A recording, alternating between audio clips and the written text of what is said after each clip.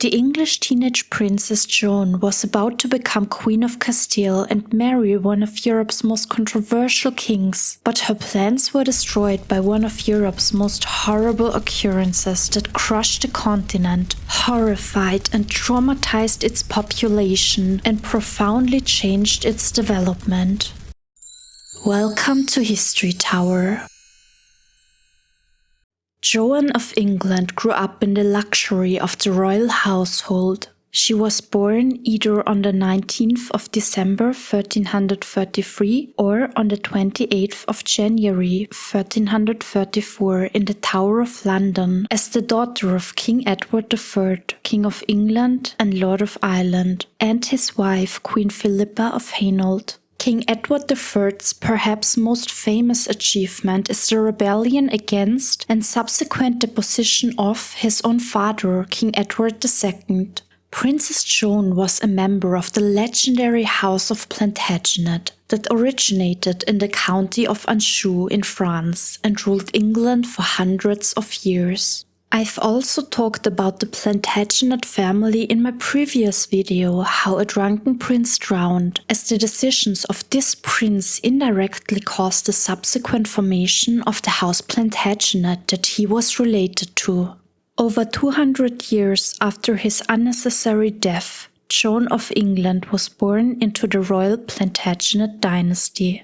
Joan of England's life was short but extraordinary. Allegedly, Joan's sister Isabella had been their father's favorite. Isabella slept with an expensive fur blanket in a gilded cradle lined with taffeta. She received gowns made of imported Italian silk that were embroidered with jewels and were fur-lined. Due to this information, we can assume that Joan enjoyed a similarly luxurious surrounding and upbringing. As a princess, she, along with her siblings, had servants for every need, including a personal chaplain, musicians, a household governor and governess, ladies-in-waiting who served her and spent time with her, cooks, butlers, esquires, grooms, clerks, and other staff members. Joan was sent to the household of William and Elizabeth St. Omer, where she grew up with her sister Isabella and her brother Edward, who would later be called the Black Prince and whose son would become the infamous King Richard II.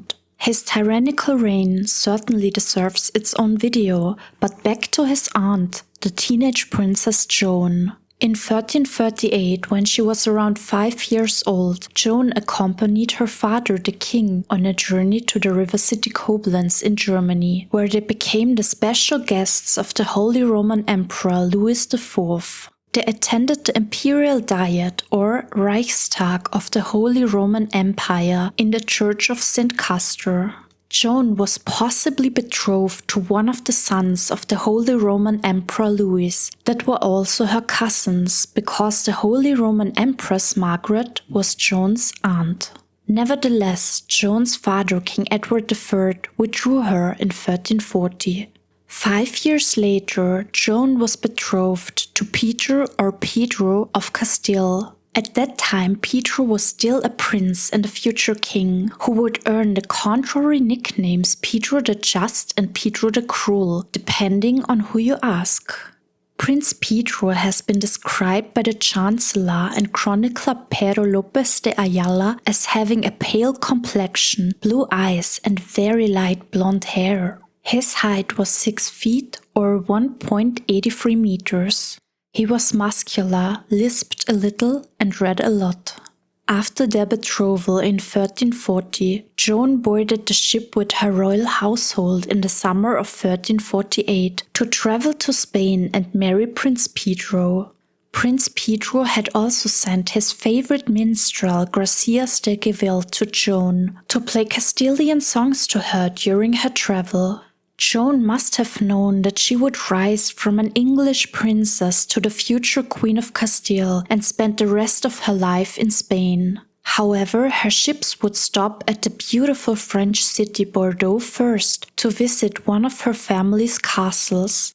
Around 18 years later, her nephew King Richard II would be born in Bordeaux. Joan was protected by a heavily armed retinue of 100 bowmen and might have been the most protected woman in Europe. Apart from the transport of a member of the royal family, her dowry required its own ship, so that it would have been negligent and possibly fatal to reject this heavily armed protection. Another ship contained Joan's belongings to impress the Spanish alliance and to demonstrate wealth and power.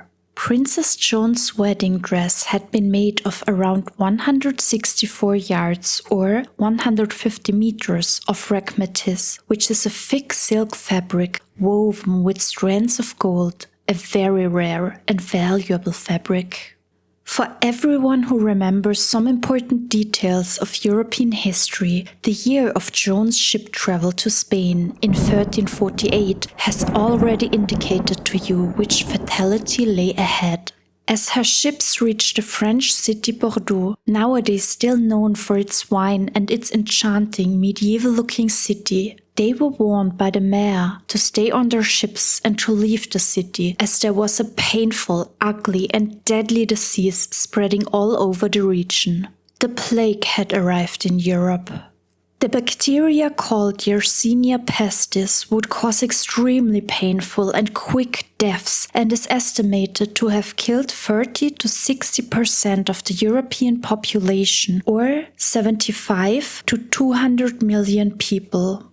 The peak of the so-called Black Death occurred during the years 1346 to 1353. Joan traveled exactly during that time period in 1348. As the Black Death had not appeared in England yet, the princess and her entourage probably weren't aware of its risk, and they stayed in the plague-infected town. Soon afterwards, members of the entourage fell ill and died. The leader of her retinue, the Baron Robert Bouchier, died on the 20th of August, 1348. The travel group was horrified by the Black Death and tried to save itself. The steps of Princess Joan are difficult to follow afterwards. Allegedly, she was moved to the small village Loremo, where she feared for her life, but her whereabouts can't be confirmed definitely. Other sources, like the book In the Wake of the Plague, The Black Death and the World It Made, state that she stayed in Bordeaux. But just like Prince Prospero in Edgar Allan Poe's story, The Mask of the Red Death couldn't escape a sneaky and merciless death. Princess Joan got infected with the plague. She suffered a very painful attack that came quickly and died on the 1st of July 1348 when she was 14 years old. The fate of Prince Pedro's minstrel is unknown, but the mentioned book assumes he died as well.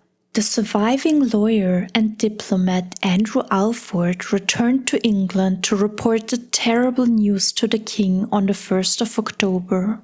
The King of England immediately sent a letter to the King of Castile to inform him of Joan's death, which meant the end of the alliance. Robert Bouchier's body was brought back to England and buried at a small monastery in the county of Essex. On the 25th of October, the King of England sent the Bishop of Carlisle to retrieve Princess Joan's body, but she was never found. It is probable that her body was burned to ashes because the surviving mayor, Raymond de Biscal, set fire to the highly infected port area that could be seen miles away. The port fire got out of control and reached distant housings like the royal castle and probably burned Joan's body. The English princess had vanished forever. There are no reports of retrieving her body or preparations for her funeral in England. Some accounts state that Joan was buried in Bayonne Cathedral in France. Joan's brother, Edward the Black Prince, would support Pedro's wars after his race to kingship. Perhaps Joan escaped an unhappy marriage with Pedro, as he would not only develop a bad reputation as Pedro the Cruel, But he would also abandon his wives due to his love and secret marriage to the Spanish aristocrat Maria de Padilla. Their children would marry Joan's siblings and therefore be interwoven with the royal family trees of England and Castile. King Pedro, formerly betrothed to the vanished Princess Joan, was stabbed to death on the 23rd of March 1369 by his half-brother Henry of Trastamara, who would seize Pedro's throne as King Henry II of Castile. Joan's nephew, King Richard II, would suffer a very similar fate 30 years later in 1399, when his cousin Henry Bolingbroke rebelled against Richard, who had developed the reputation of a tyrant, overthrowing Richard and taking his place on the throne. Richard was imprisoned in Pontefract Castle and died around 9 months later on or around the 14th of February, probably having been starved to death by his cousin, the new king. Both Pedro of Castile and Richard of Bordeaux had been described as beautiful blonde kings whose decisions had led to their terrible reputations and consequent murders. And that's why you can read thick books about history and never read enough. Thank you for watching History Tower.